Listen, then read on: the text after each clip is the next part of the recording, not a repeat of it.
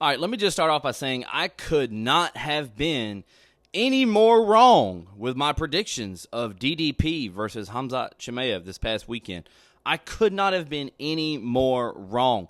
If you look back at my official prediction was if it ends in the first round, it'll be Khamzat Chimaev because he's a crazy blitzer. He'll come out there and just get the best of him, wrestle him, and probably get him down like a choke, just like he did with Robert Whitaker. And if it went the longer this fight went, the more I was assured that DDP was going to win because of the cardio difference was my prediction. And my actual prediction was DDP to win. I chose DDP. Yes, I did. Was I wrong? Very much so. Is Khamzat an absolute monster? Yes. And this performance took me back to fucking... Guys, this reminded me of like Khabib and Barboza. You know what I'm saying? That just Khabib and Barboza, that just complete domination the entire fight. Like the amount of punches that Khamzat scored is crazy. I think it's like over 500 strikes, and I think 95% of them were insignificant strikes. That's not bullshit. I heard that, and I looked it up, and it's very, very, very close to that. So I thought this fight. Now, my honest opinion. Hold on. First, let me say this. To me, it was a boring fight.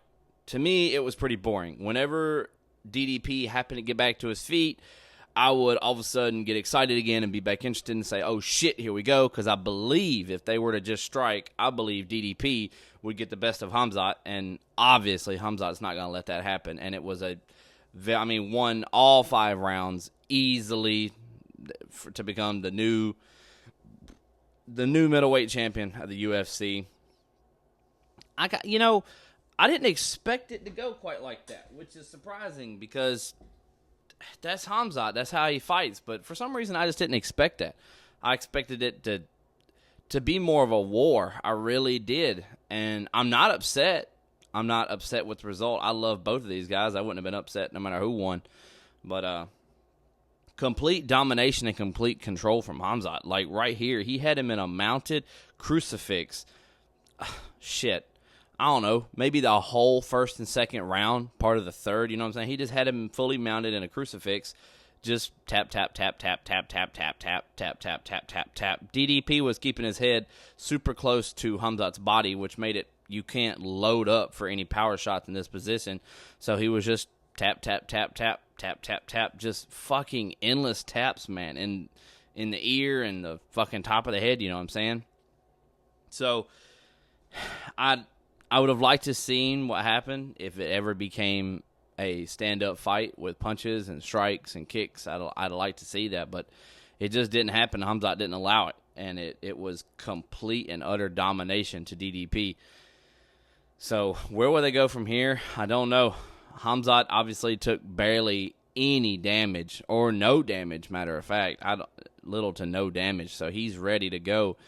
And I know based off how dominant that performance was, there's no way DDP gets a title shot just like that. He's going to have to go back to the drawing board and send him to Russia for a couple years and forget about it because he needs to work on that wrestling. Or maybe not even his wrestling, just to take down the fence, but I think he needs to work on all that shit. I think we need to send him down there to Khabib and leave him down there for a couple years because he needs to work on that wrestling.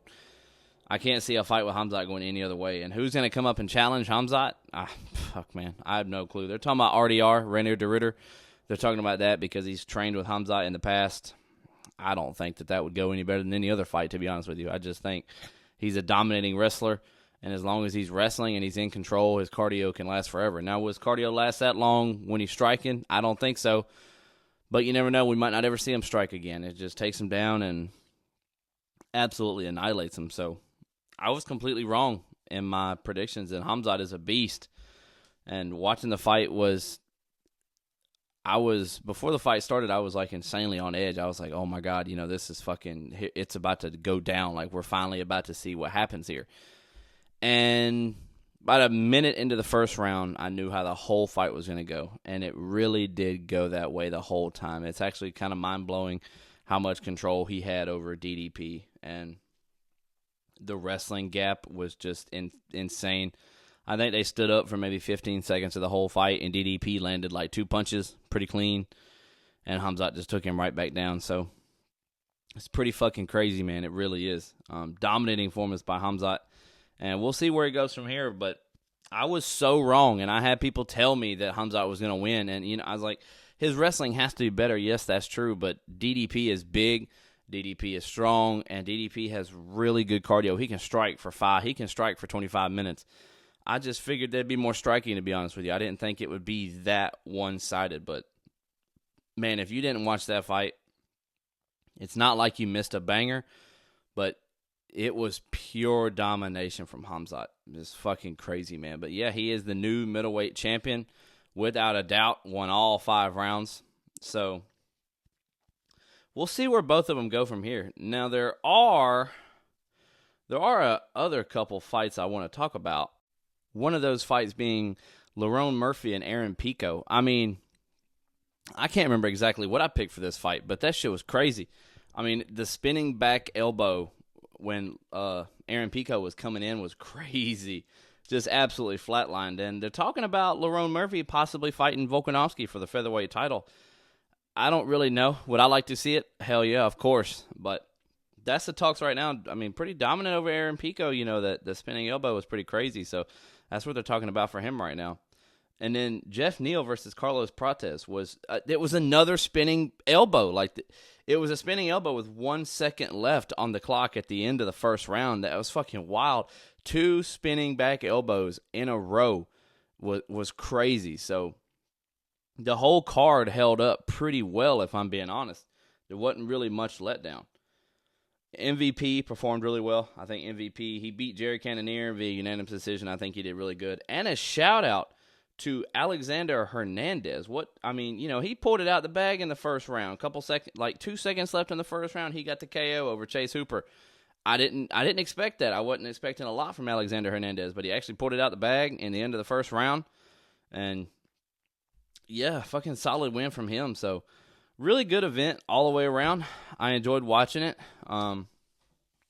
Looking forward to the day where we don't have to spend money on pay-per-views anymore at all, because I'm tired of spending $80 to watch stuff. So I hope y'all enjoyed the wrap-up. Really good card. I know I don't know all my shit, but I love to get on here and talk about it. Hopefully this is something you can just throw in your earbud and listen while you're going down the road or anything like that, or at work. So waiting for the next event, and I will do a prediction as soon as something worth it comes to my attention. So y'all have a good one. I hope you enjoyed the video. Peace.